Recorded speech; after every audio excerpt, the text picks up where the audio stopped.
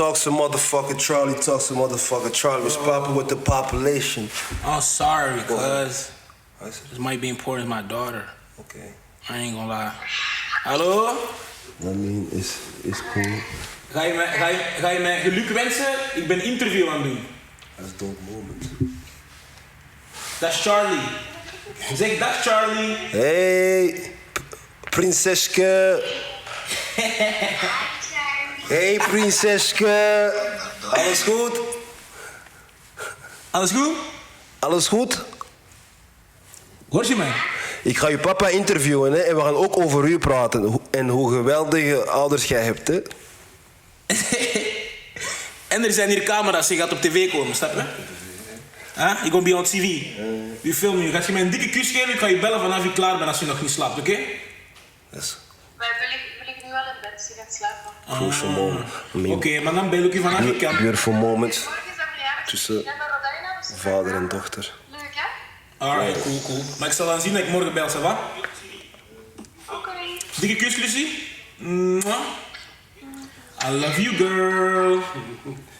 Daddy. Love you, daddy. See you later. Bye. I'm sorry, cuz. Dat is belangrijk, die dingen. Je weet nooit wat er is. Snap je? Let's get it. Ik stopte een interview voor zoiets. Hey. I understand. Maar ik ga deze zelf niet wegknippen. Deze. Oh, no, keep that shit. I actually love this shit. That's everyday shit. Respect voor dat. Stel je gewoon een klaartje voor. Hè. Wie bent jij? Ik ben Voor, Tama, Bringhim. Aan de naam te horen Congolees. Kabia van mijn Muluba. Snap je? Njuku la chuluba. Huh? Njuku la chuluba. Nee, totaal niet. Luba kan lingala me. Chuluba moeilijk. Snap je bro? Mijn ouders zijn, papa is Muluba. Mama is Mungwandi en ik ben opgegroeid met mama. Dad passed away, I was like 9 months old. You know what I'm saying? So RIP to him. Maar ik heb nooit echt veel connecties gehad met die kant. Snap je? Ik bedoel, daardoor eigenlijk, omdat padre vroeg weg was. From 93, 29 years old, about to turn 30.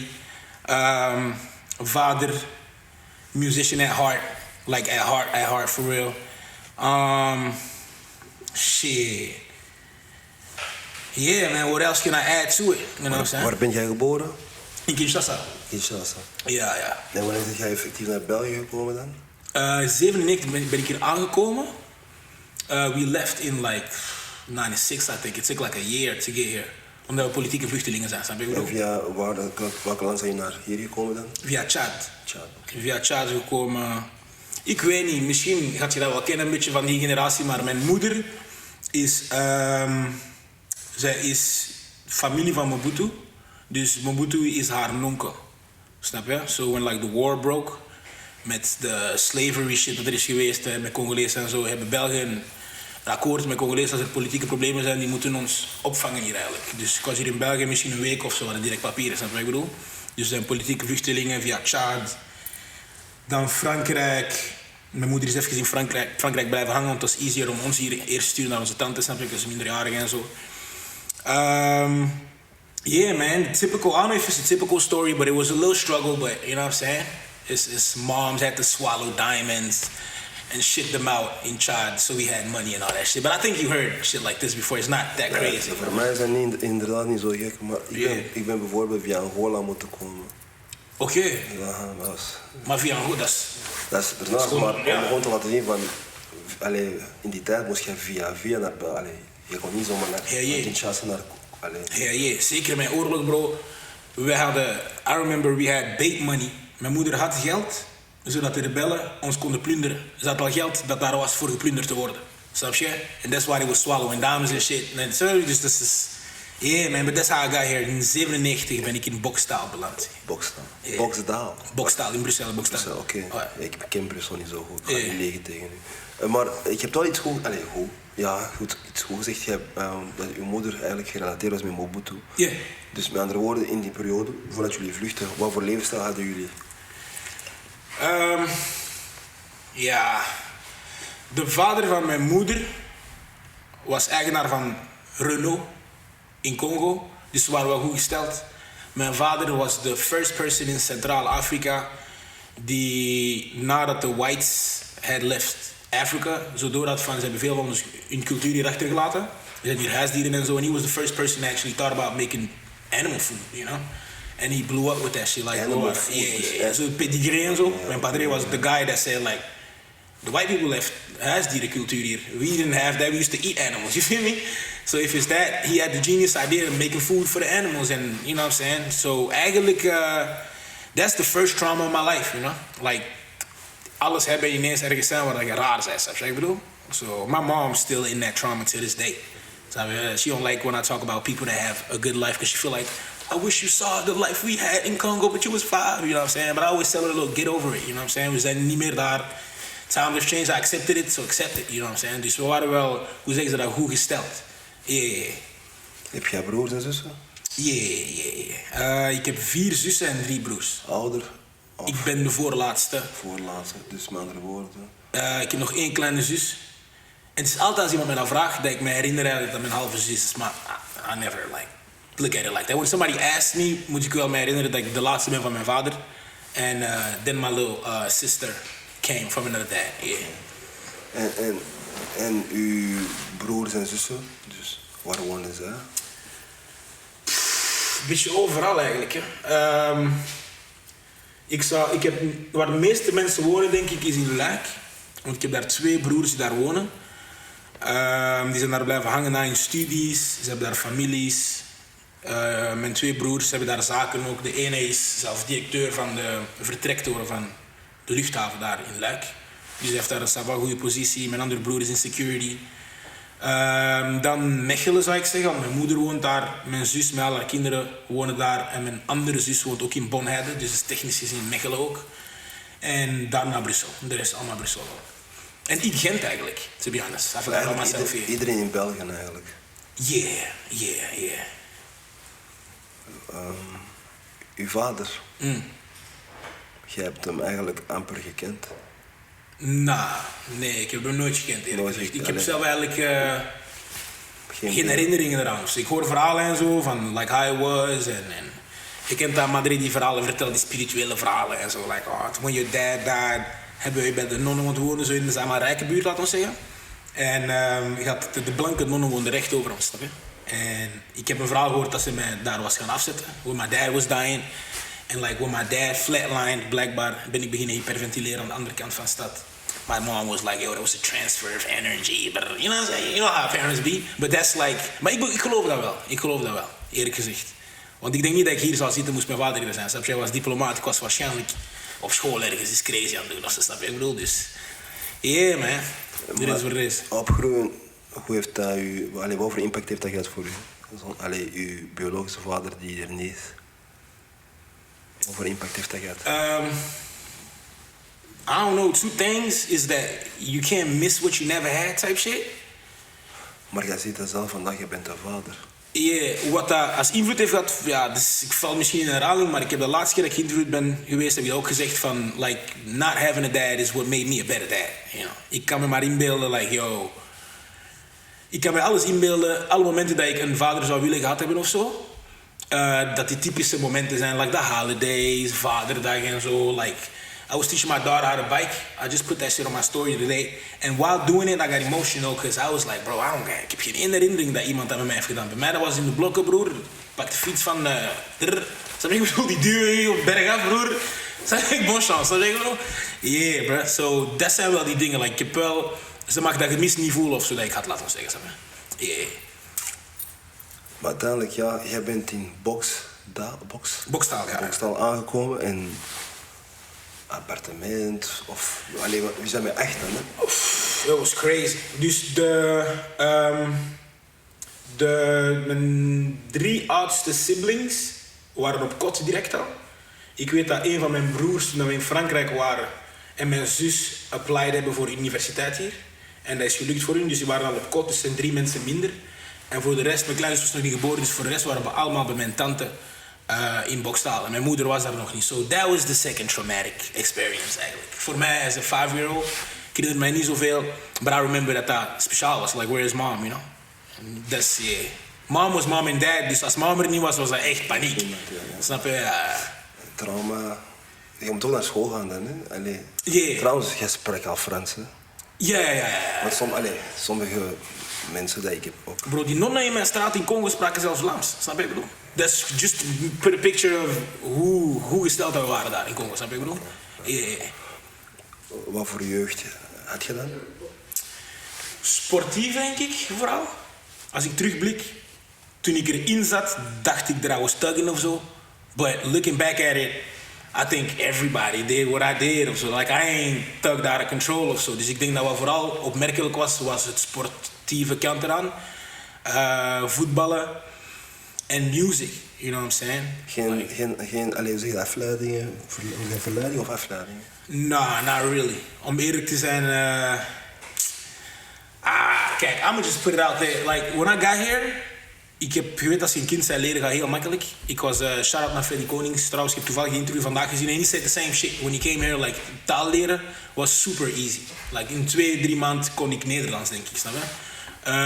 Eerste leerjaar, eerste kleuterklas was Franstalig in Bokstaal. We zijn verhuisd naar Assen, nee, naar Zellik, als ik me niet vergis. En dan ben ik daar naar school gegaan en heb ik op 2-3 maanden Nederlands geleerd. Het ding was, like, ik zat zo altijd zo in speciaal. Ik weet niet of dat zo... Het is niet zo hoogbegaafd zijn of type shit of zo. Maar ik moest altijd in andere klassen zitten en zo. Als je zo 1+1 kreeg. Ik had ook 2 als antwoord. Maar ik had een andere formule, snap je? Waardoor ik altijd 0 kreeg op mijn toetsen. En mijn mom, not understanding, because she only knew it was right, kept going to the school like, yo, what's up with this? Dat is toch juist? En dan zeiden ze, nee, maar deze is de formule van 3e leerjaar. En toen moest ik uit de klas gezet worden. En dat is mijn grootste distraction geweest. Like, not being able to chill with my homies in de klas en zo. Ik kwam met mijn rijders in de klas, snap je? En dat heeft eigenlijk mijn degoe voor school gecreëerd. Of zo. Ik heb eerste middelbaar Latijn gedaan, tweede moderne, derde technische, vierde B en zo. En I was like, bro, what you doing? Like, waar zit jij nu? Dan ben ik mijn eigen laten blijven zitten, zodat ik terug naar kunst kon gaan. So, it was not really a distraction of zo. Het was gewoon meer van... Ik was gedegoûteerd, snap je? Ik speelde voetbal. Ik had toen ook een klein degoe gekregen daarvoor. Speelde bij Neerpee, de andere recht. I don't know, man. Ik kan dat niet een distraction noemen of zo. I was... Zoals ik zeg, like, I ain't never thugged out of control of zo. Like, when you in it, denk je bent wild of zo. Maar eerlijk gezegd, when I look back en wat de pitties nu doen en zo. Wat andere mensen van mijn leeftijd hebben gedaan op die leeftijd. I was high. It's in me, but like, nobody really, like, you know what I'm saying? Pushed me into a bad direction, yeah. Vind jij dat in onze omgeving, sommige jongeren vinden dat ze wel die route, die weg moeten nemen? De thug route. Soms. En what was the question juist daar rond? Dus eigenlijk een jongen van 15, de jongens, meisjes tussen 15 en 18, deed thug up vandaag de dag. Hoe komt... I don't know. Ik weet niet wat de bron is daarvan of zo. Waardoor het heel moeilijk is voor mij, want zoals jij weet, dat is gewoon een andere generatie, man. Want onze generatie, je had dat toch. Ik denk dat we dat ook hadden, maar niet zo extreem misschien. Yeah, ik denk dat er meer... we sound old maybe, but it was more integrity than thugging back in the days. You know what I'm saying? Integrity, ja. Veel meer integrity. Like, als je een probleem had, ik herinner me, we gingen na school in een cirkel en zo, we gingen dabbies alsof we waren Kimbo Slice. Maar dat was nice, snap je wat ik bedoel? Dat was niet... Waar ik nu woon in Gent bijvoorbeeld, mijn huis is een beetje zoals een jeugdhuis geworden. Like, die mensen weten als die kids niet in de jeugdhuis zijn, diegenen die rappen toch, die zijn vaak bij mij in de studio, because ik heb zoiets van, kijk, you could record, like, you know what I'm saying, ik kook of zo, kunnen chappen. En zij weten als ze binnenkomen, bro, al die tories en zo, is schenken of ze zitten daar, snap je, die heen komt schenken maar couch, you feel me? So, yeah, ik probeer het te begrijpen. Maar ik denk dat maybe I'm a little too old for it. Like, ik stel veel vragen waar ik antwoord op krijg dat ik niet begrijp. En als ik probeer te begrijpen, merk ik gewoon van nee, the way my mind works, the way your mind works is not the same, snap je? Yeah, like, I've been going through it right now. Like, my little bro, one of the people that I really mentored just went in, snap je? Free Doji, for real, like, he went in like yesterday, I think, snap je? En voor mij, omdat het de eerste keer is dat iemand zo close go in, die onder mij is really like, stel mij de vraag van damn. What if I did dat je niet zag van I ain't trapping, I ain't selling drugs, je komt in mijn osso, je ziet, dat is nice. Ik bedoel, like, waarom stel je me geen vragen over how did I get this? Instead of doing what you're doing, but je kunt maar zoveel doen, snap je? These are not my kids, I got a kid of my own that I got raised, dus ik kan niet te veel energie steken in iedereen zijn kinderen, snap je? Zo, yeah. Je hebt al over je schoolparcours geantwoord. Uiteindelijk, heb je die zelf je hebt school afgemaakt, of? Nee, Toch niet hoe dat ik het zou hebben gewild. Snap je? Ik heb het 6 gedaan en dan heb ik Sintra gedaan hier in Antwerpen. Filmfotografie. Ik heb in Gent filmfotografie bijna afgewerkt en ik heb daarna Sintra gedaan om toch een brevet te hebben. Snap je wat ik bedoel? Dus eigenlijk mijn opleiding is cameraman, laten we zeggen. Dus jij hebt je studies afgemaakt. Je hebt een brevet. Brevet is toch wel hetzelfde als een getuigschrift, als een diploma. Toch? Ja, nee, mij zeiden ze altijd dat brevet dat zo. Snap je dat ze doen? Er zijn sommige mensen die geen brevet, geen getuigschrift, geen diploma hebben. Die doen het heel goed. Maar normaal gezien, een brevet is gewoon bewijs van je bent... Je kunt niet eens waar die door is, man. I ain't even gonna lie to you. Like, mijn brevet heb je nooit moeten bovenhalen of zo. I don't even know what it looks like. My mom got that. Maar het is wel gewoon om te hebben. Weet je, ik zeg altijd, als je ergens gaat en die stel je gewoon de vraag van, heb je school afgemaakt? Oké, nogmaals, school maakt u niet rijk, maakt u niet wijzer of zo. Holla. School maakt u niet altijd rijk. Maar wijs vind ik van wel. Maar los van dat, als je ergens gaat solliciteren en ik vind dat ze je de vraag stellen van, heb jij je diploma? Heb je school afgemaakt en je zegt nee, dat is al een... Die kijken al raar naar u van oké. Ik werkte bij Gatonatie en ik moest een test doen. Als ik de test goed deed, ook gedaan, die test kreeg ik een orderpicker job. Als ik dat niet goed deed, moest ik laden en lossen doen. Ik ben met een rijder gegaan, ik heb die test goed gedaan, de rijder heeft dat niet zo goed gedaan. Hij moest laden en lossen doen. En dan dacht ik in mijn eigen... En fuck with your head en dan fuck with your homie head. Snap je wat ik bedoel? Dat is direct eigenlijk een beetje de vaart. You know what I'm saying? Maar nogmaals, ik vind wel school is wel belangrijk. Dat is eigenlijk, dat bereidt je voor naar de toekomst. Oké, je gaat misschien niet, you ain't really gonna receive je gaat misschien je ambities niet waarmaken door naar school te gaan, maar ik vind de basics things in life, zoals lezen bijvoorbeeld. Het sociale vind ik het belangrijkste van school, man. Ja, kijk. Hoe dat ik ben, ik zou nooit kunnen omgaan met iedereen van verschillende etniciteiten en zo. Moest ik niet op school hebben gezeten met allemaal... Snap je wat ik bedoel? Maar dat is persoonlijk. Maar dat is bij iedereen, snap je? Nee, want kijk, de basic stuff, reading. Oh yeah, of course. Yeah. You ever met somebody dat niet kan lezen? En die misschien uw leeftijd is? Nee. I met a couple dudes die niet zo lang in België zijn. Dat is misschien in dezelfde linea, maar niet kunnen zwemmen. En wij in Europa, je moet zwemmen. Je moest gaan zwemmen naar de zwemmen, bedoel? En dan zijn we... Maar als ik zeg niet kunnen zwemmen, je lacht alsof ik niet zwemmen, man. Nee, niet kunnen zwemmen, bedoel ik echt...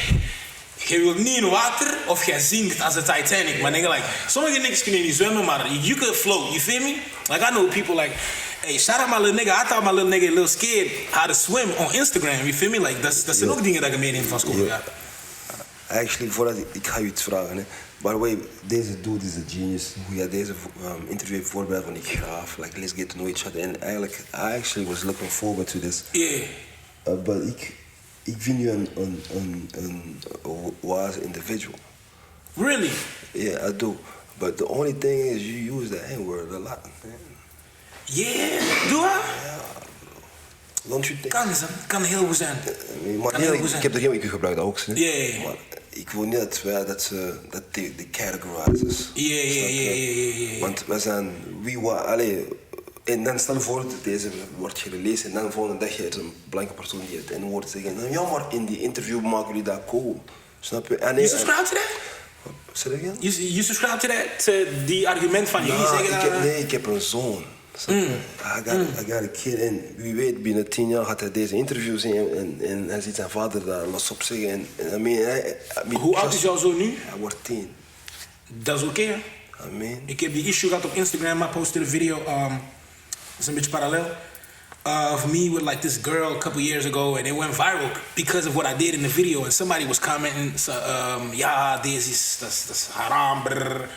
En mijn punt was gewoon heel simpel. I make adult content. You feel me?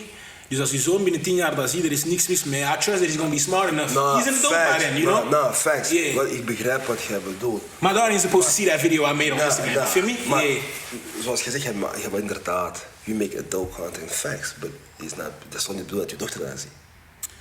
Mijn dochter gaat, zoals je zegt, binnen 10 jaar, als je dat ziet... You still want your daughter to see that binnen 10 jaar? That video? Ja, bijvoorbeeld. It's down now. It's not online. Maar stel voor dat het wel online was. Hoe ga je dat je dochter zien? Niet de Bringhim artist, nou, de vader in Bringhim. Wil je dat je dochter dat ziet? Liever niet. But then again, Yes. if she's gonna see that shit from somebody, because ik weet heel goed wat mijn boundaries zijn, heb ik liever dat ze dat bij mij ziet, want aan mij kan ze dat vragen. Aan 50 Cent kan ze dat niet vragen als ze candy shop ziet, ze gaat dat gewoon zien en ze gewoon idolize. If she asks me that shit, I'm be like, yo, I was doing this because of that. En ze gaat dat misschien beter begrijpen dan mij, because she grows up in the algorithm. We ain't grow up in the algorithm en kan zeggen, nee, this was for likes. En ze gaat zelf beter begrijpen dan mij, want ze groeit op in die likeswereld, snap je? Nee, maar met andere woorden, een gesprek van maken. Ja. Dat is het belangrijkste voor mij. Als je niet kunt praten, heb je ook een dochter? Nee. Ah, wat? Ja. Bro, mijn grootste fear is dat mijn dochter niet durft dingen zeggen tegen mij, snap je, bro? Maar ik heb dat ook voor bij mijn zoon. Yeah. Mijn Dat is zoon- iets evidenter wel, ook als ja, boys, ja, men samen, snap je? Toevallig, hij heeft mij er juist gehoord, ik heb er juist mijn zoon gebeld. Hij had een issue, misschien een maand geleden, maar hij had dat niet tegen mij gezegd. En een jongen heeft hem chocola genoemd. De eerste keer, hij heeft mij dat vandaag verteld, hè. De eerste keer gaat hij naar de juf. De juf zegt tegen die jongen, yo, niet meer zeggen, hey, dat is niet goed, bla bla. De tweede keer, hij is dat weer gaan zeggen, hij heeft die jongen geslagen. Maar ik weet nog steeds niks. En dat is via zo'n nota gekomen en de moeder heeft uiteindelijk... Maar de moeder was zo bang om dat tegen mij te zeggen van, yo, hij heeft die jongen geslagen, extra. Dus ik zeg tegen mij zo... Hij was bang om tegen jou, de padre, te zeggen... Ik heb die jongen geslagen. En hij dacht, ik zeg, yo, waarom slaag je die jongen? Uiteindelijk vandaag, ik zeg tegen hem, bro, kijk, als jij hem niet eerst hebt gepest, en dat was zijn de eerste probleem tussen jullie, dan geef ik u gelijk. Jij hebt, probeer ook volgende keer gewoon te spreken, maar als dat je eerste reactie was, ik geef u gelijk. Jij moet niet, niemand moet u een bepaald, je hebt een naam. Snap je? Maar volgende keer, vertel mij dat ook. Snap je? Want nu weet ik dat een maand later. Hij ain't cool. Ik hoorde in zijn stem dat he was kind of scared. En dat is mij, daarom zeg ik ben ook klein, want er kan van alles gebeuren. Er kan van alles. Stelt je eigen dan niet de vraag van, wat heb ik gedaan, waardoor dat jij denkt, of waardoor dat jij niet comfortabel genoeg bent, te tell me that. Heb je hem dat gevraagd? Nee, weet je wat het is? Jong kan deze ook, hij kan getuigen, misschien al mijn vrienden. Mijn oudste dus, dat is mijn eerste kind, dus ik dacht altijd, I gotta make this lonely tough. Like, ik ben ooit naar een schoolfeest gegaan en die waren op K3 liedjes aan het dansen en ik keek gewoon zo naar hem en hij zei... If you dare move your hips, dog! Maar nee, I'm like, yo, en je gaat jong en hij keek zo en hij is gewoon gestopt.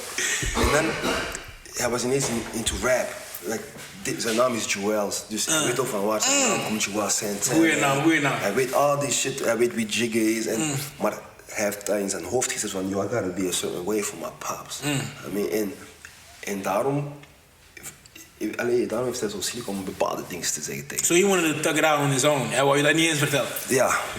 Dat is cool. Whether you like it or not, zegt wel veel over zijn karakter. Dat wel, ja, dat wel. Maar bijvoorbeeld, mijn tweede nu, ik zie wel dat, like, he's the tougher one too. Like, nee, niet tougher one between hun two, maar hij heeft zo'n sterke karakter. Ik denk ook niet dat hij veel met mij gaat praten. He gonna do it. Maar ik denk als hij dat doet bijvoorbeeld, hij gaat naar mij naar de feiten komen praten. Yo, I just did something. Ja. Mijn oudste heeft dat. Mijn oudste, I got Misschien wou je niet teleurstellen. Maybe he felt like you taught him better than that.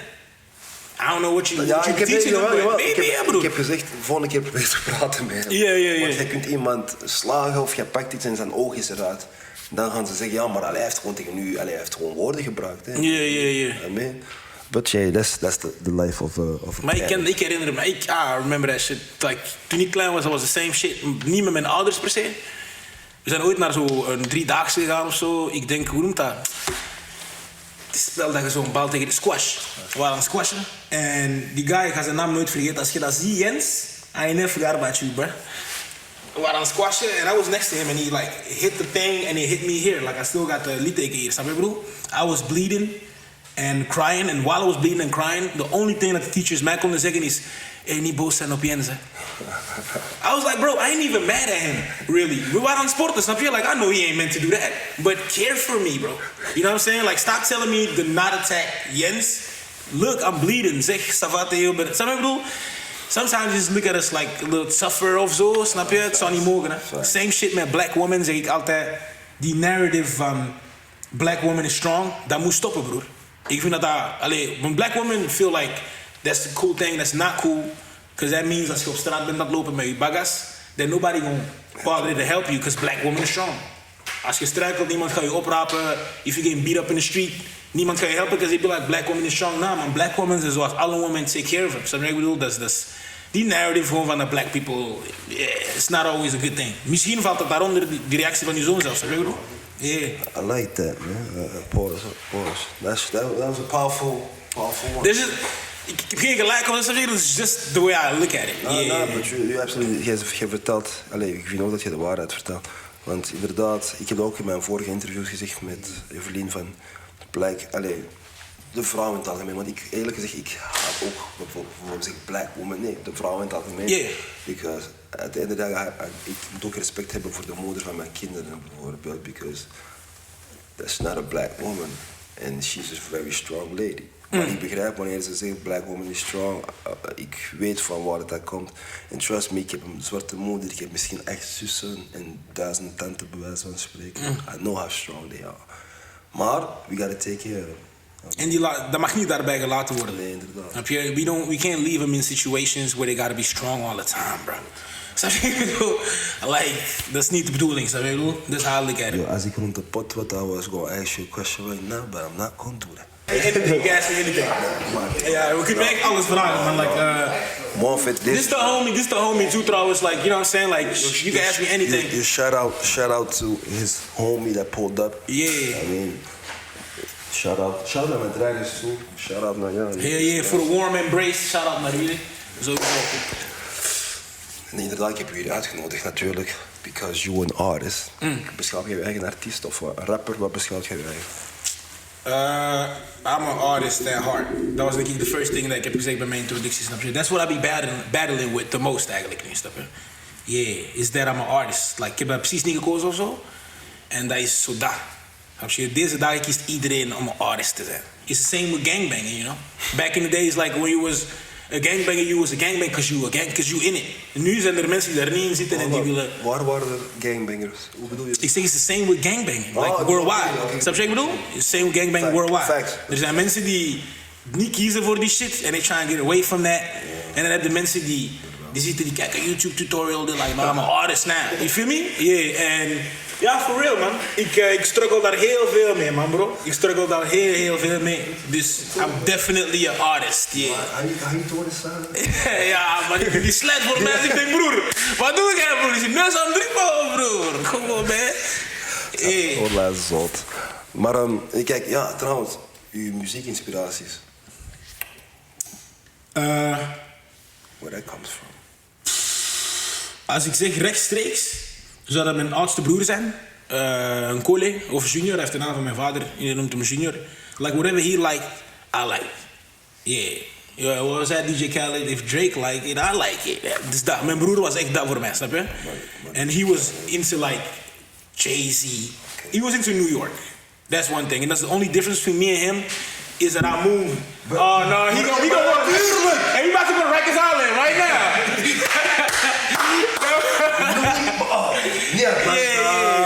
Maar je moet je e-mailen. Mijn broer was een Congolees into New York. Dus hij was aan het praten over. Hij praat over New York rappers, Jadakiss, alsof dat Kinke Sterre Menea is.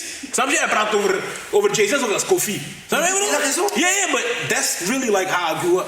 Dat was dat eerst, New York, en then it was R&B. Later heb ik beseft dat mijn broer eigenlijk een R&B-head was. Dat ik mij alleen vasthield aan het hip-hop gedeelte van wat hij graag hoorde. But he's actually an R&B dude. Dus dat heeft de producer kant aan mij ook gemaakt. Like, introduced me to like shit like Timbaland at 13, Rodney Jerkins, Teddy Riley en al die dingen. Snap je wat ik bedoel? But he was a New York guy. He was a very big Diddy guy. Maar echt gewoon overdreven. And then when he came to really rapping was het echt Jay-Z en Kanye. Ik denk dat hij Kanye aan mij heeft overgelaten. Want mijn broer luistert niet meer zoveel naar hip-hop nu. Maar the last thing he told me, like, yo, bitch, nah, that's that shit, was Kanye. And then he moved away from hip-hop. And he just left me with Kanye. Now I'm stuck with Kanye. But I'm a huge, don't bombard me, please, but I'm a huge advocate of Kanye West, yeah. A huge one. And I already was prepared. I was in the car being like, damn, bro, it's a hard time to be a Kanye supporter right now. Because they're going to attack me with shit, you feel me? So, yeah. You know, Kanye heeft vroeger een liedje gemaakt. Het liedje is eigenlijk Cameron featuring Kanye West. Which one? Down and Out. Yeah. Snap je? Going down, baby. Nee, dat is niet iets die? anders. Down, down. Okay. Maar choose the coolest. Nothing in the coolest. Yeah. What? Was jij diep van trouwens? Huh? Was jij diep van? Come on, man. Come on, man. I can fuck with you. Maar wat ik wou zeggen over Kanye West. Boss. Nee, broer, hij zat tegen mensen en zo zeggen. Nee, wacht. Ik heb één iets door. Yo niggas is tired of New York shit, man. Like, they tired of that shit, bro. No, you gotta understand. Ga je zeggen waarom? You gotta understand. Kijk, I love my ik voor mijn guy like that, want hij is echt van mijn generatie. Ik ben met hem echt op de broer. Chris is dezelfde leeftijd. Maar other guys are zo, they're younger than me. Snap je? Dus wanneer ik met die Chico... Kijk, in 2004 was in New York, was 14. Snap je? Die waren niet op die killer cam shit. Ik was daar. Ik ben vast gaan zitten. Ik heb 5 jaar gedaan, vrijgekomen. Amstel, man, New York, Jadakiss, shit, bla. Sommigen van hun zijn pas Jadakiss beginnen te checken naar de verses tegen Dipset. En dus die zijn niet mee met mij. What? Wow. Nee, dat is wel laat. Dat is 2 jaar geleden. Nee, ik ga anders zeggen. Die kennen wel Dipset in de laatste. Maar mee ons zo'n, shit, we really gonna check the niggas up. Is na die Dipset versus tegen de laatste. Maar de man is een biggie fan. Hij luistert ook naar hip-hop, but he's not really a Dipset. Dat is spijtig, want you can appreciate that verses, maar er is niks zoals naar die verses kijken en je herinneren dat je daar vroeger naar aan luisteren was. Dat bedoel I didn't start listening to people after verses, because all the songs they were playing, ik kreeg daar vlinders van in mijn back, because I already had that shit in my Spotify. I was like, damn, y'all niggas catching up to this shit now? Snap je? Come on, man. Kiss. Mensen doen alsof dat Jadakiss sinds kort een goede performer is. Like, did y'all forget? Maar wat wel het mooie aan verses was, de hele wereld heeft de laagst kunnen appreciëren.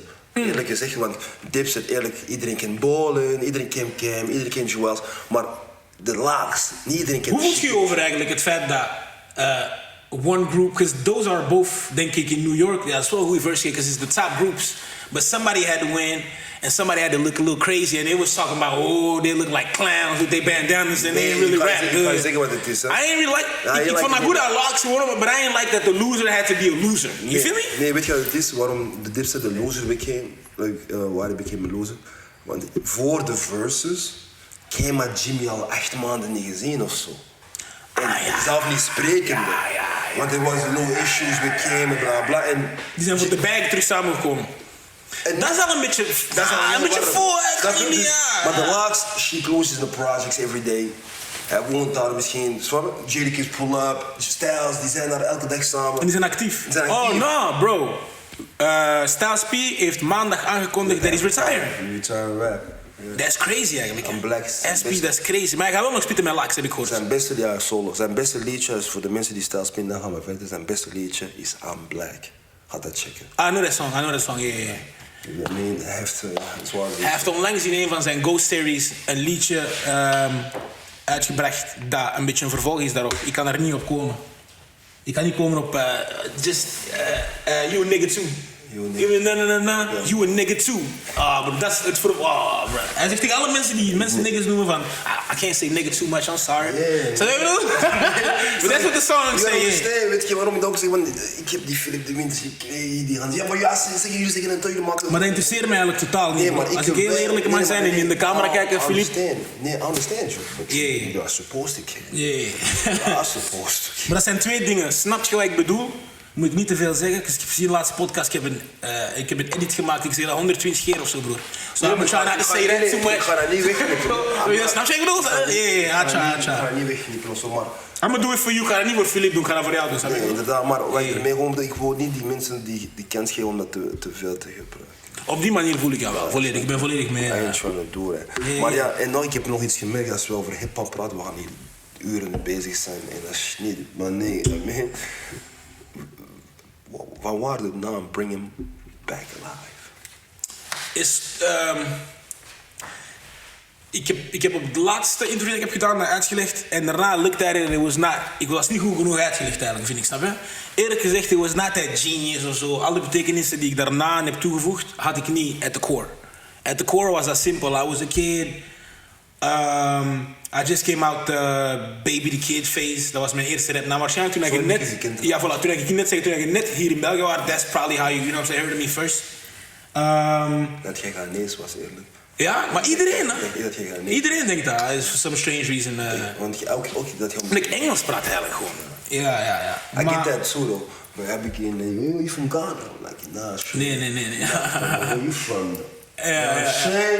Ja. Nee, maar inderdaad, ik dacht dat jij Ghanese was.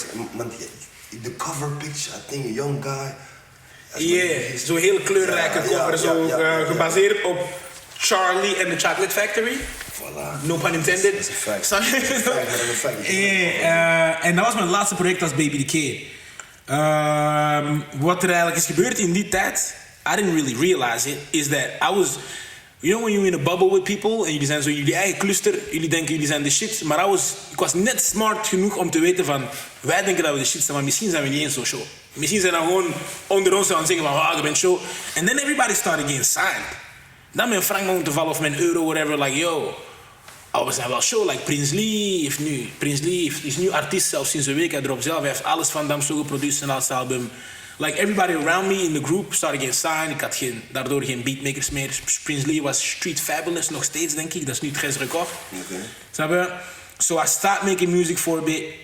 Because I thought I could stop. En dat is toen dat ik ben beginnen beseffen van, ik heb hier geen controle over eigenlijk. Ik kan die tory niet stoppen, snap je?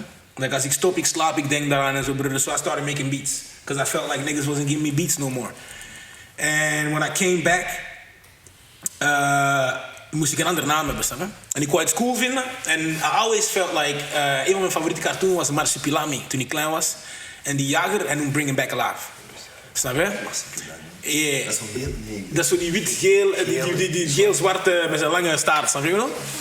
En de idee achter de naam van die jager was dat omdat Marsupilami de enigste was van zijn kind als dier, je moest hem capturen, but you couldn't kill him. Omdat ze wilden nog testen doen op hem en hem bestuderen. And that's how I felt at some moment. Zo van, niggas don't really fuck with me though, but they need me though. Snap je? Ik bedoel, dat is wel die enige dat ik weet. Like, ik was, if I do say so myself, de first Engelstalige rapper dat ik heb leren kennen op een level, was toen ik naar Antwerpen kwam. Eerst keer en ik zag Daryl. Maar daarvoor, I ain't never seen... Man, je hebt K-Style en zo, mijn broers. You ain't, you know what I'm saying? We ain't even gonna talk about that. But that's how I felt at the time. Ik voelde me heel alleen in wat ik deed of zo. And my ego felt like I was still important in being alone. And the Bringing Back Alive was echt daarvan. Mensen willen hem catchen, maar they want to catch me alive. They can't kill me, because ze willen weten wat er in mijn hoofd is before they kill me at least. So bring him back alive. And then I dropped the Back Alive later. Because I gave the Back Alive to my musician. So he had like an act. And then, you know, life, man. Life caught up with him. He got a little sick and stuff. And we parted ways. Ja, het is... Ik heb niet veel kennis van die dingen, maar hij heeft een psychotische fase gehad, snap je wat ik bedoel? En I pray for him every day. Ik kan zijn naam niet zeggen, want dat is... Ja, I think he good, but you know... Give him a shout-out. Maar shout-out to him, shout-out louder, shout-out to him. If he sees, I think he sees this, you know what I'm saying? He probably will see this. Yeah, so shout-out to him. And he was the Back Alive to my Bringhim at some point. And it was a nice show. He's volgens mij, not because he's my friend, he's one of the better musicians in Belgium. Snap je? Echt point blank. You can put anybody, he'll play the drums, maar echt heel goed, snap je? Like I'm a musician myself. Hij is echt iemand, als hij speelt, even if he's my friend, ik kan zitten in de hoek en ik kijk gewoon en ik leer, snap je wat ik bedoel? Maar als je zegt hij heeft, misschien, maybe is the time now om wel te reconcile. Oh no, it already passed, but a lot of shit didn't happen in that, you know? Veel dingen zijn gebeurd daarachter. It's none of my business, but being the genius dat hij is hij te vroeg in contact gekomen met te veel dingen. Like, hij was op zijn 14 jaar was hij al op tour alleen aan het gaan, snap je? Like, ik heb altijd gezegd tegen zijn loved ones, yo, that's where it went wrong. Je stuurt niet een 14-jarige jongen, gewoon omdat hij talent heeft. En hij maakt de Goa.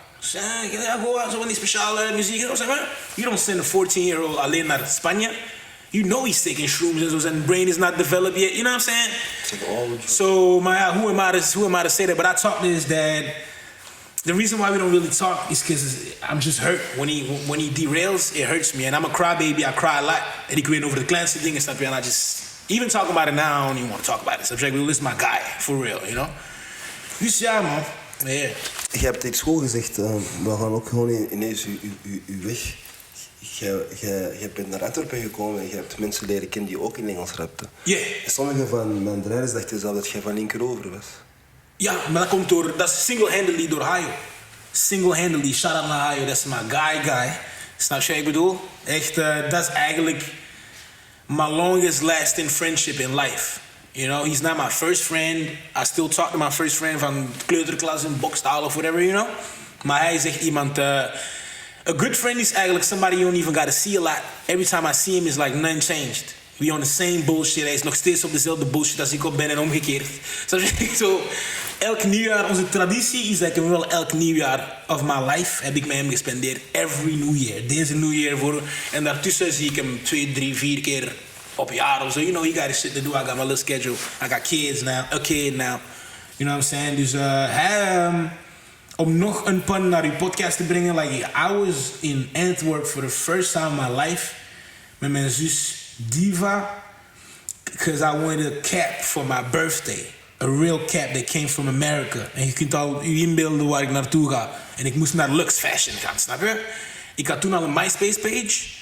And I was walking around. En de eerste persoon in mijn leven die mij heeft herkend als muzikant heeft gezegd van... Bent jij niet Baby the Kid? Was Hayo. First time. And my sister was looking at me like... Die lawaai dat je maakt in de kamer, mensen kennen jou echt of wat? Dat was mijn eerste keer in Antwerpen in mijn leven, broer. En that's how I started. De eerste 2 mensen die ik heb leren kennen in Antwerpen was... Hayo... Mo van Lux en Pap eigenlijk. Van die andere, hoe noem je dat? Zijn niet meer? Harlem. Van Harlem. This are 3 first people I met in Antwerp. En dan heeft Hayo mij gecultured. Like, he was like, yo, this is this. Deze is Hello, deze is Muzoba, deze is everything, you know what I'm saying?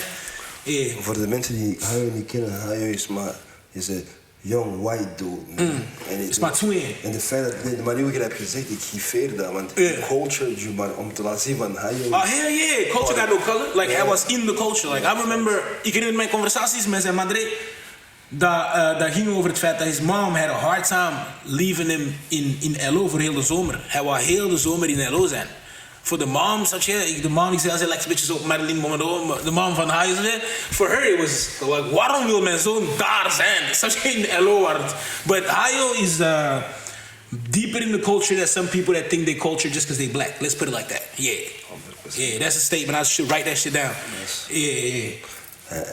Hij is de jongere Dondo. Ik weet niet of je Dondo kent. Oh, hell yeah. DLP, hell yeah. Je zegt die naam, dat is iemand dat ik al jaren niet aan zijn bestaan heb gedacht. Maar je zegt dat ik direct DLP, direct yeah, hell yeah. En Hayo is de reden waarom ik echt rap ook. Like, I'm an artist, because I like do all types of artsy shit. And I hated the fact that when I was doing all this artsy shit and singing and all that, he always like rap. En hij heeft me altijd scherp gehouden daarop. Ik heb Hayo altijd al de betere rap. Toen we altijd samen waren, vond ik hem altijd de betere rapper, snap je, ik bedoel? Eigenlijk, I ain't heard him rap in a long time. Hij is daar niet meer mee bezig of zo, maar ik zou er niet van verschieten. That if we rap, that he's gonna say some shit that I'm be like, damn bro, like... Ik luister anders naar muziek, snap je? Ik bedoel, ik moet dat voelen, snap je? Ik moet een beetje pijn hebben of zo, of een beetje blij worden daarvan. I don't give a fuck what you're saying, I gotta feel it. En Hayo, dat is echt zijn ding. Like, hij gaat een paar dingen zeggen, you gonna feel that shit. That's how I look at it though. Kijk je naar battle rap? Yeah. Not as much anymore. Maar yeah, ik heb op laatst die dingen gezien op BT van Voor. Ja, van Kees. Dat was een beetje corny. Ja, dat is trash. En R.I.P. die guy ook, man, Pat Stay. Yeah, man. That's the last things about battle rap that passed to my brain. But to ask you a question, I want to know what you wanted to ask about it. Over battle rap. Nee, want de manier hoe jij zegt van... Als iemand iets zegt, dat ik wil een klein beetje pijn voelen, maar de bars die hij spit. Yeah. Ik moet voelen wat hij voelt gewoon.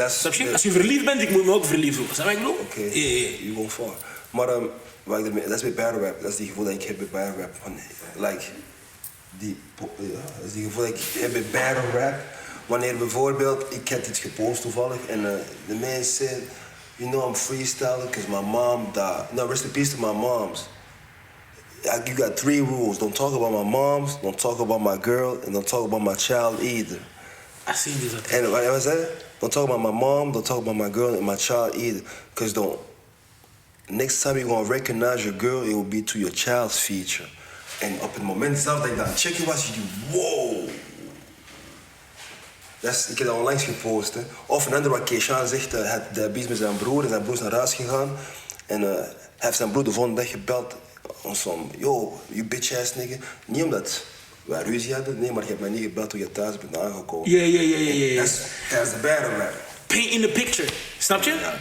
Zelfs de eerste dag hij zegt, ik moest even stoppen om te beseffen over die vis. I bedoel, like, you can say that shit, he said it a million ways. Maar hij heeft dat echt. Snap je? Je ziet dat. En I think that the best rappers maken die picture. I'm gonna sound a little crazy, I always say crazy shit. But you can make like a panoramic picture dat zo keibreed is. Waar iedereen zijn eigen definitie van kan maken. But a very good rapper maakt een kleine foto dat iedereen hetzelfde ziet. Ja. Then you crazy, bro. En dat mensen gaan spitten, broer. Bad rappers doen dat. Yeah.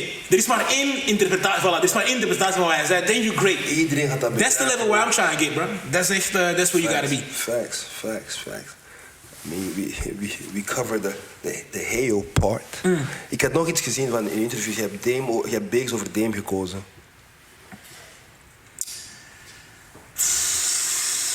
Is omdat ik ben zelf heel Dame-ish. Ik ben heel vocal of zo. And I wish I was less vocal throughout my life. I wish I let less people know how I feel about them. But then again, the fact that I survived it all means that maybe I should have told these, you know how I felt about it, you feel me? And I censored myself, yo, come on, man. Nigga, come on, man. Yeah, I should have told them, you know? Yeah. Nee, ik vond dat wel een goede een goede vraag. Yeah. Wie zou je kiezen over? Ik bijvoorbeeld, ik had toen die vraag, ik kies Dame toch? Dame is de masterman behind. Of course. He did more for, you know? Maar uiteindelijk, zonder Beeks was er geen Rockefeller. Yeah. En ik vind dat...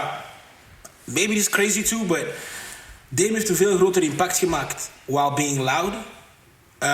Biggs heeft een bijna even grote impact gemaakt because he was part of it while being silent. He was in jail. While in jail. Snap je wat ik bedoel? Waardoor ik dan denk van... Ja. Moest Biggs ook loud zijn en back, he would have made way more, you know what I'm saying? So, ergens moet je dat wel gewoon staartdeling maken, broer, en dan is dat wel. Huh? Yeah. Terug naar uw artiest, verhaal. Als er een artiest is dat jij je eigen mee kon vergelijken, wie zou dat zijn? You ain't got none? Boy, this ain't the time for that shit, boy. Like, people gonna crucify me, man. You know who I'm gonna say. It ain't the time for it now. Zeg het eens. Ah, nee. Ja, snap je? Het is geen tijd, het is niet het moment om met die vragen te stellen, snap je?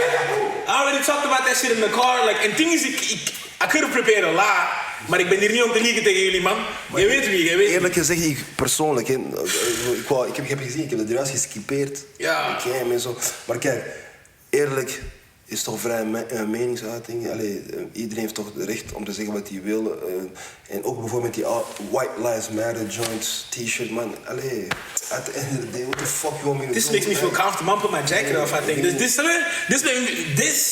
als ik dat zou zeggen, I'm like, oh. Ik ben geen Kanye fan, hè.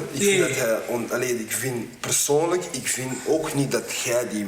don't do it, nu zeker niet. Nee. Maar iemand heeft gezegd, ja, maar hij heeft de moeder van dat kind, zij is blank.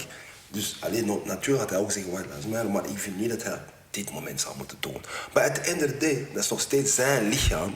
Dat is the fuck, he bars the shit, like, what the fuck? Mijn ding is gewoon, bro, cancel him. That's what I'm saying. Like, snap je wat ik bedoel? Ik soms, nee, maar for real, man. For real, now let's get it. Jullie hebben Pandora's box geopend, let's talk about it. Kijk, mijn ding is heel simpel. Now I'm saying, like, if it's that bad, cancel him. Want iedereen praat over cancelcultuur en zo. Cancel hem dan, maar jullie kunnen hem niet cancelen, broer. En that's the real problem, waar niemand het eigenlijk over wil hebben. Als ik vandaag opsta en ik zeg Vlaams Belang, I'm not that big in Belgium. People will get rid of me. Maar als ik balanced ben in België, broer, de echte frustratie is... Hij is een van de zaden in onze cultuur nu. You can't remove him anymore. That's the real problem. There's a lot of niggas, man, Herschel Walker. This nigga, what is he doing? Hij heeft gezegd, ik ben tegen abortie. Er komen 3 vrouwen naar boven die abortie hebben gedaan van hem. Snap je wat ik bedoel? He's black and he's a Republican. He's doing way worse shit than Kanye doing. But nobody give a fuck about him. Dus dat is niet erg. Maar omdat Kanye eigenlijk zeggen mensen gewoon dat hij belangrijk is. That's really what they're saying to him. Because if it's that bad, cancel hem dan. Jullie kunnen niet, snap je? Jullie cancelen hem. Ik heb hem 12 uur in mijn edit gecanceld. Ik was teleurgesteld. Ik word wakker en erop die documentaire van 30 minuten. Ik denk, putain, deze nigga is de man. Zo zie je, ja. Ik heb hem maar 12 uur kunnen cancelen in mijn edit. Ik dacht, nah, this nigga. Ik ga stoppen met, snap je? Like, we're not supposed to understand what goes through the mind of the guy who made the college dropout and who made Yeezy. Because when he was making that, was hij al jaren voor ons. En nu ineens gaan we doen alsof that we're supposed to be understanding. We never understood, dude. Jay-Z ain't understood, dude. If Dame daar niet was, kan je niet zeggen, dude. Nobody ever understood, dude. Dus nu gaat dat niet beginnen. And that's just all I'm saying. If anybody got a problem with Ye, cancel him. It's not that hard, you feel me? That's what I say. Snap je? Yeah. Man, he's worth $9 billion. He's not Billy crazy. He crazy, but he's not Billy crazy, though. That's I would like to be not Billy crazy. Aangezien wij toch over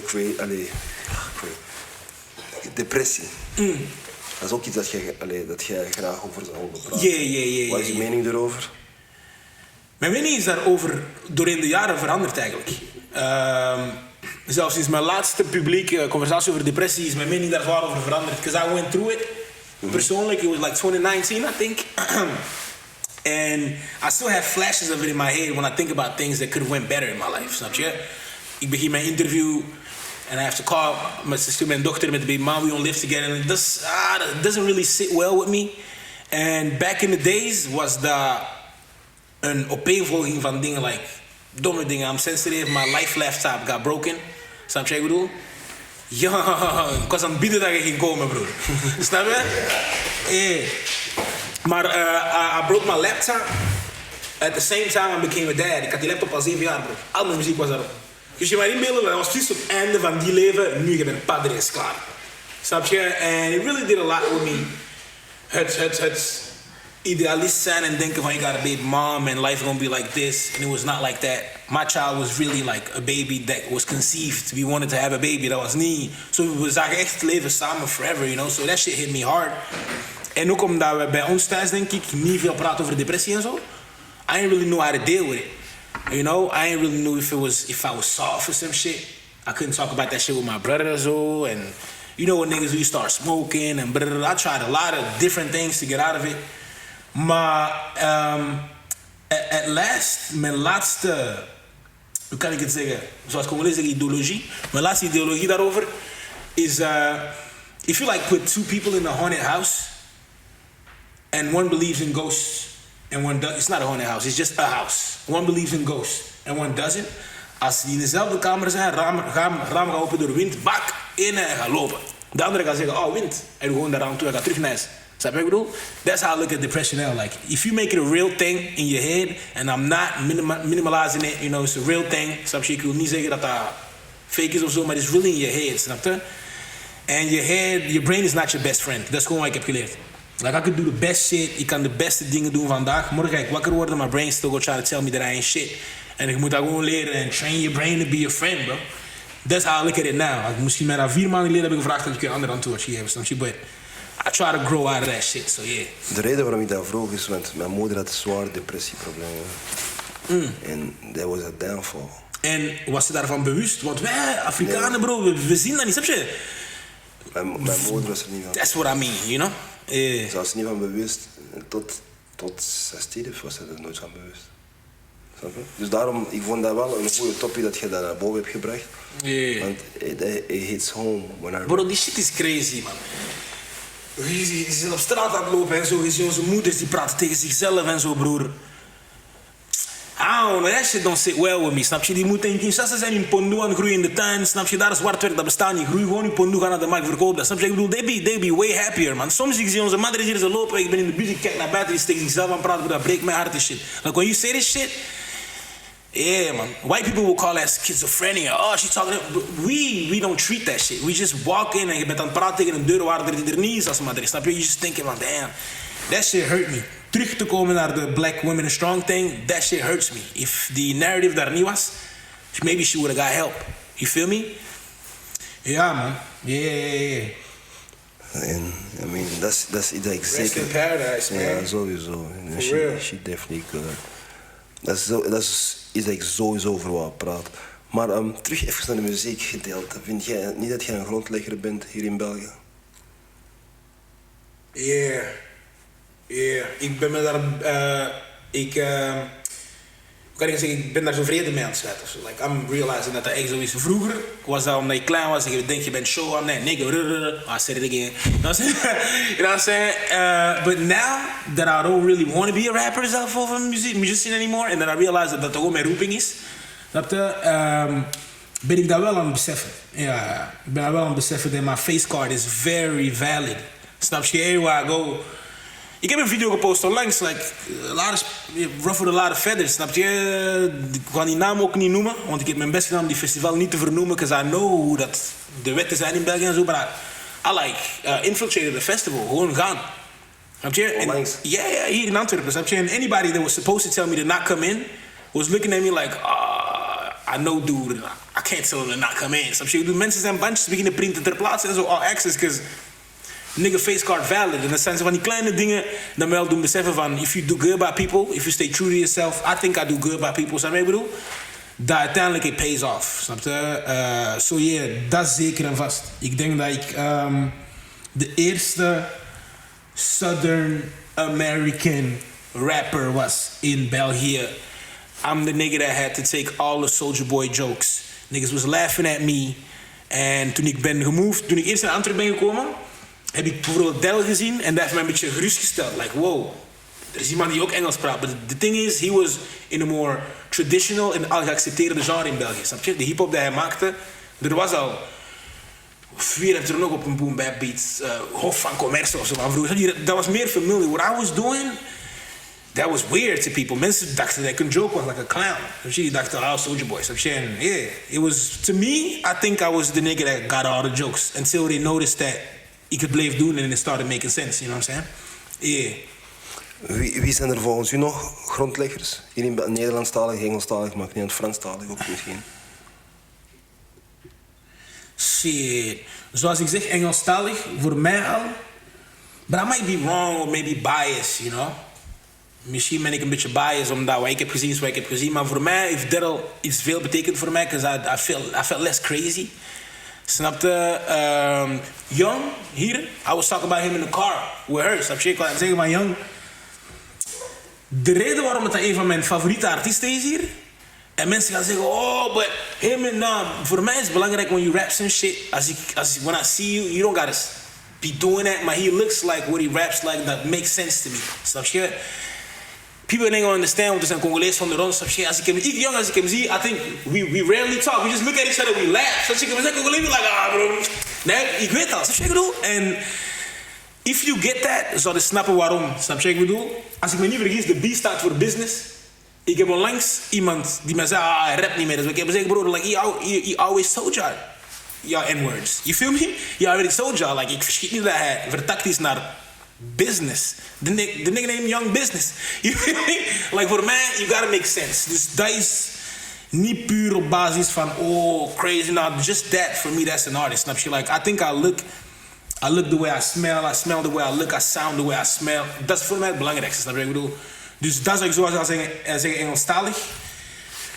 Eerlijk gezegd, Engelstalig, bro. Hoe else kraden? Als je zegt, pijn, grondlegger, broer, wie was in die tijd? Die andere guy, we gaan zijn naam niet meer noemen, snap je? Die K-style, come on man. Like, come on man. Niggas say you want to have safe sex, come on man. Like, dat gaan we. I don't know, bro. Ik zou zeggen misschien... En mensen zoals Color Grace en zo? Grondlegger, heb je mij gevraagd, bro. Don't ambush me, cuz. Grondlegger is no disrespect, maar Color Grace is totaal niet in de conversatie, vind ik persoonlijk, when it comes to grondlegger, snap je? Wel een van de meest getalenteerde artiesten, zou ik zeggen. We zitten in dezelfde producer-rapper bus. Dus dat is eigenlijk echt mijn hoe zeg je dat, mijn peer. Maar qua grondlegger, bro, ik weet het niet, man. Naar Nederlands... Hey, man. All bad blood aside. ABN en zo, die mannen. Want ik ben van Mechelen, zo aan bias, you know. Dus die Said Pita en zo. Voor mij, like what they did for me personally... Maakt niet uit hoe dat is geëindigd. What they did for me personally, that was big. Snap je? Er was een scene of zo, like... Er was een studio, and everywhere we went, he used to build studios for me, because he believed in me. En eigenlijk, he was kind of a good rapper back in the days. Snap je? Ik bedoel, Pita, gotta be said, he was kind of a good rapper back in the days. Dus voor mij, dat betekende superveel vroeger. Who's the first rappers I really saw that I thought was cool? Oh.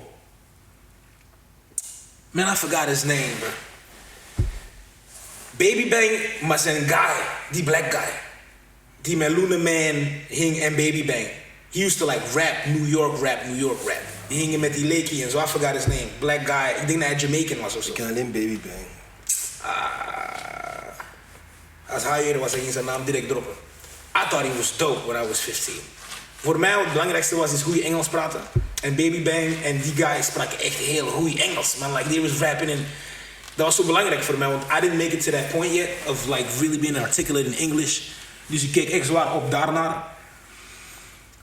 Franse kant is dangerous, because I'm forget a lot of names, maar voor mij, ik ben opgegroeid met Gandhi wel. Moet ik eerlijk in zijn? Mijn OG personally is Romano, like that's really like, I was there in zijn laatste maanden en zo, like he have my whatever, you know what I'm saying, whatever he was going through, zijn health issues, niet mental, zijn health issues, like he called me to the studio to announce that shit to me, you know, en ik dacht, ik ben gewoon een pity, like waarom belt hij, like he really cared for me, you know. Toen heb ik besef van, well, ik ben een van de mensen die gebeld om aan te kondigen dat you ain't gonna be here for long anymore, wow. Ik kom van Mechelen, zo snap je, dus voor mij is dat echt wel pioneer. Yeah man, andere namen kan ik niet noemen, ik heb daar niks mee te maken, snap je? Zo Benny B of zo, bro, I ain't got nothing to do with that. Ik heb dat nooit gekend, die muziek. Ik weet wel dat we gotta respect it and that he can zo, maar... I try to stay away from things I don't know about, so. Ik kan niet liggen, I mean, you tell it how it is. Yeah. Dat vind ik zeker graag van nu. En ik wou ook, natuurlijk, ik heb 6, dat zijn geen vragen, dat is gewoon... Kies A of B.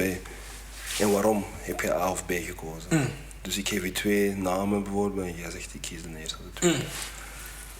Ik ga Menace to Society of Boys in the Hood.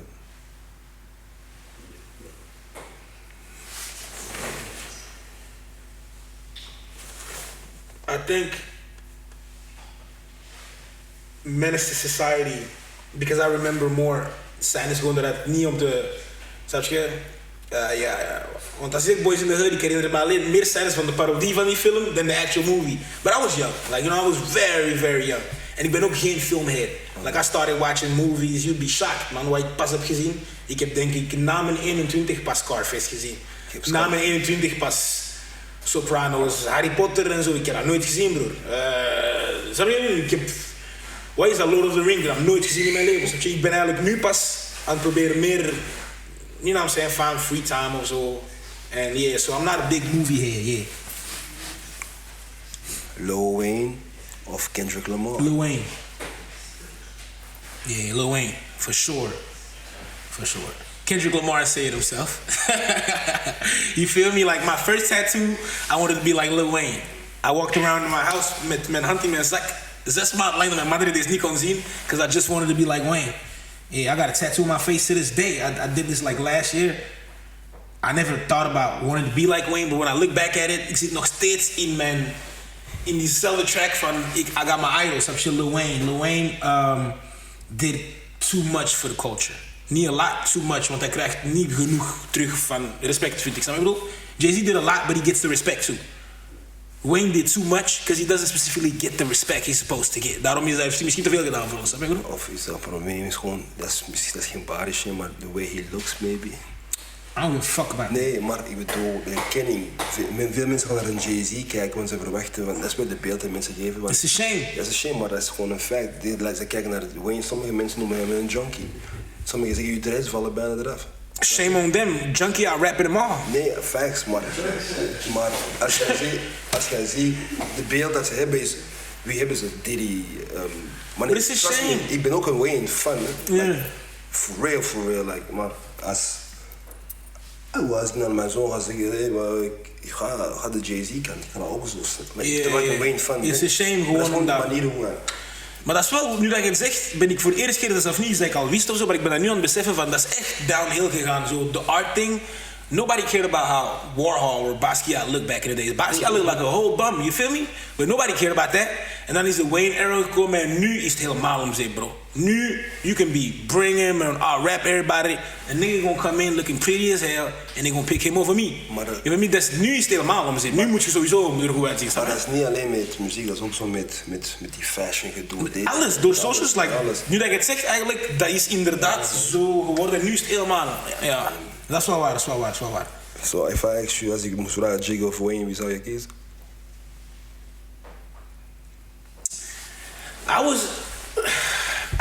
Eerlijk gezegd is dat niet eens zo'n moeilijke vraag.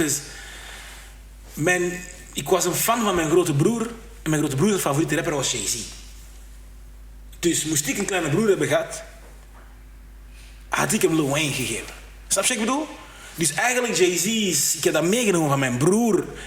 But man, moest mijn broer niet hebben bestaan, moest ik de oudste zijn van de familie en nobody educated me on hip-hop, I would have fell on Wayne first. En was ik bij Wayne begonnen. Dus ik ben blij dat mijn broer me eigenlijk heeft gezegd van, nou, like one of my favorite rappers, and I never mention him because it's weird, because it's not my time, I rock him. Een van mijn favoriete rappers, but it's just weird to say like, rock him, because people gonna be like, bro, you like 93, it's weird. Maar mijn broer heeft me echt de history gegeven en mij zo, maar eigenlijk is mijn tijd Wayne tijd per keer. Ik zeg, kan niet liegen.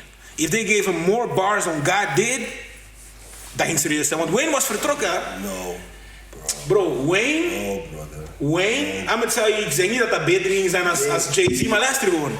Wayne en Jay-Z had exactly the same theme in their raps. Wayne was aan het herinneren van, yo, dreadlock, hij was aan het zeggen wat hij heeft gedaan. Jay-Z was ook aan, it's just sad. Not sad, it is what it is. Maar ik wist gewoon dat als Wayne ook zoveel bars had gehad, was het niet beter geweest, but it would have been an iconic verse too. Het was sowieso een iconic verse, maar I mean, hoofd dit.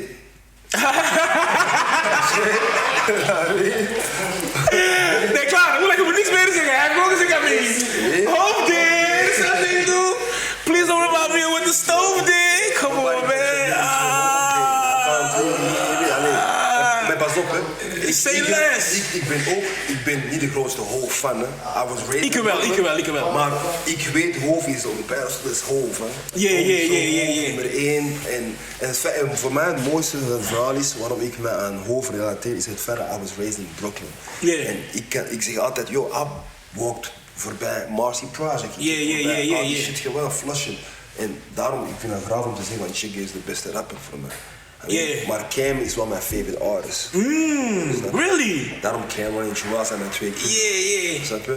Iemand heeft iets heel interessants gezegd toen ze hem vroegen if anybody else would have did it better, if he would have did it better. I don't know what it was. It was on either Joe Budden or Marlon Rory's podcast. And it was a rapper too. Die homie van Joe Budden die ook rapt, die af en toe naar podcast komt. Die battle rapper. Surf.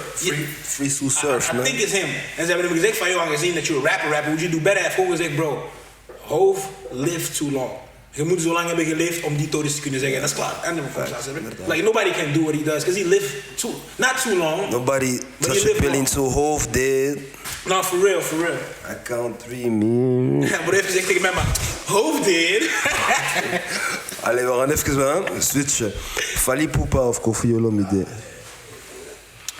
That's blasphemous. Wizkid of That's Davido? blasphemy, bro. Come on, man.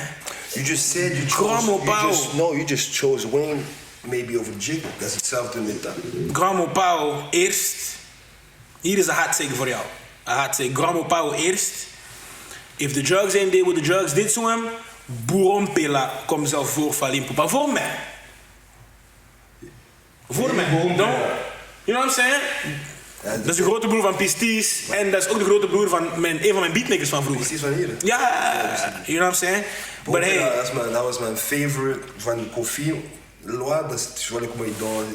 En Boerompela was samen met Fally. Die zijn nooit samen. Hij was teruggekomen. Maar I just remember him because mensen zeggen you only as good as your last product, but I don't subscribe to that. I remember people in their great times. En ik vind eerlijk gezegd Boerompela, broer, hoe dat hij danste, zijn zanglijnen. Come on, man. Like, yeah. Dit is sowieso Koffi Olomide voor Fally. Koffi Olomide of Papa Wemba? Wemba. Yeah. Because he showed love to me. Yeah, for real. En hij is ook gewoon de plus sage. Ik denk dat Young daar was, hè, toen ik on stage was met Papa Wemba. Hell yeah, he called me on stage. Eigenlijk heeft Antwerpen heeft mij eerst love getoond. Ik ga niet liegen, want ik was niet eens van Antwerpen. En toen Papa Wemba zei van we zoeken een artiest die on stage kan komen. Raar maar waar, iedereen in de crowd was aan mij aan het duwen. I was like, wow. Duw iemand van linkeroever of zo. You such a, like, show out to your people. Maar mensen waren echt on stage. Ja, ik vond het wel nice eigenlijk. Dat was een moment van acceptance. Then I went on stage. It was my first time freestyling without a lyric on stage. And I remember doing a great job, you know. He showed a lot of love to me. Have backstage nog met mij gepraat en zo. Like, it was not just for the show. And I just find him a more refined artist dan Koffi Olomide. Refined, yeah. Wat hij heeft gedaan met La Vie est Belle, die Emorobimba, die hele BO van die film, broer. Snap je? That shit deep. I'm about to sample that shit when I get home, make a beat off that. That's hard, bro. That's Pause, inderdaad. I won't subscribe to that shit. I don't never say that. Nah, it's cool. I don't never say that shit. I know, you know what I'm saying? I'm straight as hell. Nah, maar Yo, ik ga je nog 2 vragen, ik ga je nog eentje. En daarna moet je iets van mij doen om deze interview af te ronden. Stromae of Damso?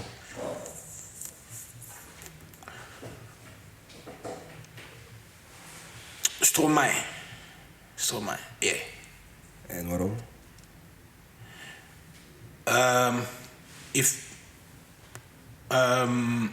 Als ik me dat goed herinner, maakt Damso ook beats. Maar als je... voilà, kijk, goed voorbeeld. Als je Eurosong wil maken, stuur het Stromae, klaar. Just for that. Not for real. Like, als je iemand wil die ons gaat representen. He white and he black. He rap and he sing. That nigga really rap. Don't ever get it twisted. Stromae rap echt. Vroeger hij rapte for real. Snap je? He make beats. Hij maakt beats voor Lord. Ken je dat je dat uitspreekt, die naam? Lord, die chick. Like, you know what I'm saying? Like, he everywhere with it. En gewoon qua representation, I don't know if I would rap, but you know what I'm saying? Stromae. Yeah, because me and Damso, like, I don't really know him personally. Ik heb hem 1 keer gezien toen ik net draaide. He gave me a USB stick. I saw him a couple times in life. Dat was in Mr. Wong in Brussel, op Trap House Feest. People can testify this. I was a new DJ, dus ik was heel... Het moet lukken, dat mag niet fout gaan en zo. En mensen komen naar mij met een stick en zo. Ik had zoiets van, this is my first big set. I'm trying to do it right. En dat was publiek partage promo van Damso. And he asked me to play that shit. I don't know if I was the first to play it in the club, but it felt like it. You know what I'm saying? Dus I have this special love for dude. You feel me? Yeah. Well, Bringhim, I really like this talk, man. Hell yeah. We got to know each other too. Ja. Yeah. En nogmaals, de manier is hoe jij deze interview hebt voorbereid. Allee, zo geteased, want ik ook graag. Je hebt Talia gezet. Yeah. Talia talks so shit every time. Shout naar Talia. Dus dat was echt... Nee, want ze stelde jou de vraag, like, who are your favorite artists? And you said that the only reason why you excluded me is because you ain't knew me. Yeah. So I felt like you had to get to know me, you feel me? Facts, but that was not a diss. Next time I said, no, sowieso niet. Maar je kunt me ook niet dissen op dat vlak, dat gaat niet, man, bro. Like, I know in my heart. Snap je, als ik opsta, broer, dat is niet iets... I'm gonna keep saying it, maar mensen denken, like, Flex, it's not, at this point, I always say this example, if I were to marry a woman, vandaag, ik zou mij schamen om te zeggen tegen haar moeder dat I'm a rapper, you know. I don't want to be a rapper no more. I don't want to be an artist no more. Maar dat is wie ik ben, broer. Dat is alsof ik zou zeggen van ik wil blank zijn nu. I can't change that. So, waking up, even if I do say so myself, as the hardest rapper in uw land, dat is niet alleen leuk, broer. Snap je? Sometimes wil ik gewoon distracted zijn en go do dumb shit. En dan moet ik mijn eigen op het pad brengen van Theo, eerlijk gezegd. Is this wat God of whoever made you talented zou willen dat ik doe? Then I gotta discipline myself. And it's hard sometimes, you know. Maar dat houdt mij wel op het pad, so yeah. Maar dus, nu dat je mij hebt leren kennen, broer, next time they ask you who the hardest nigga, you know what way to go, bro.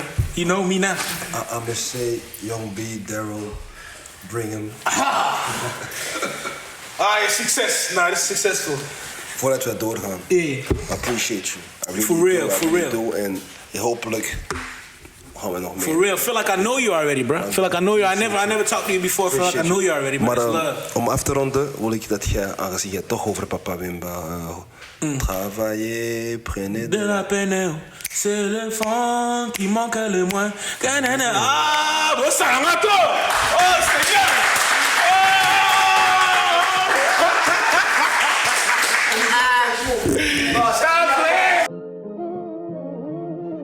Talks with motherfucker Charlie. What's poppin' with the population? It smell like money, so let's make some. Yeah, I know you see it. I know they see it. Talks with Charlie, conversations with Charlie. Yeah, I know they see it. I know you see it.